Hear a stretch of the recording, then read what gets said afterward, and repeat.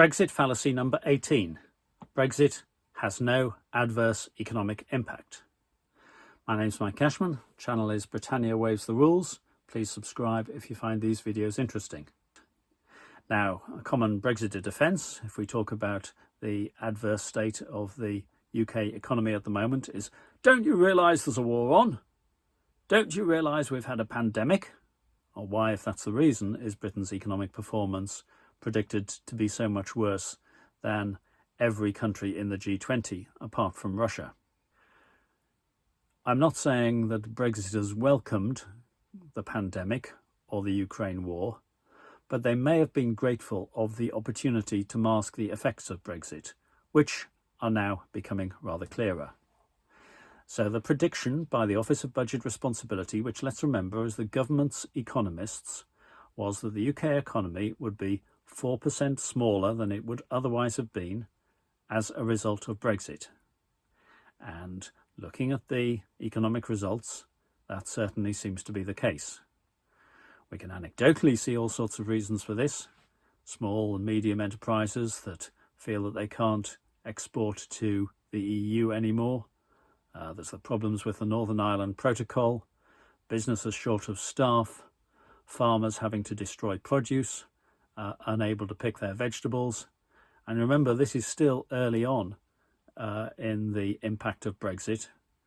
So we haven't yet got to the point where many businesses have completely given up what they're doing before, or that may increasingly be the case.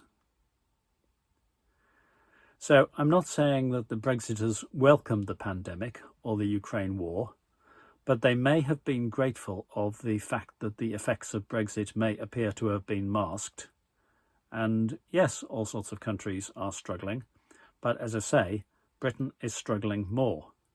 Those that said we had the fastest growth in the G7, looking at a period in 2021, that were keen to ignore the dip of 2020 that was deeper than anyone else, so that we, over the overall period, had done less well than other countries, are now keen to look at the bigger picture when we look at next year and we see that Britain is predicted to have the lowest growth in the G20 apart from Russia.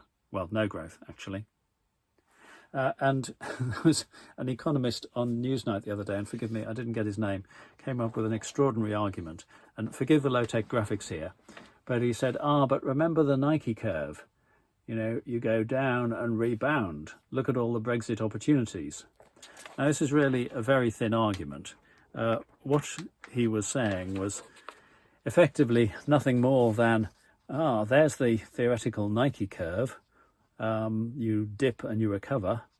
Look at what the UK is doing. We're following that path.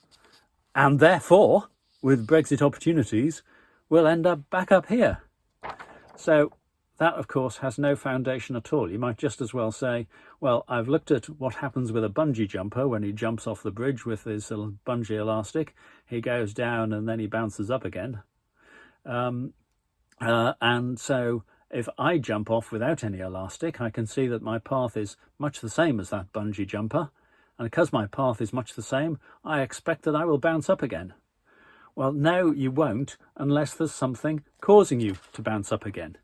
And if, through Brexit, you've just imposed a whole series of trade sanctions on yourself that are hurting in the immediate period after Brexit, then they are going to continue to hurt afterwards.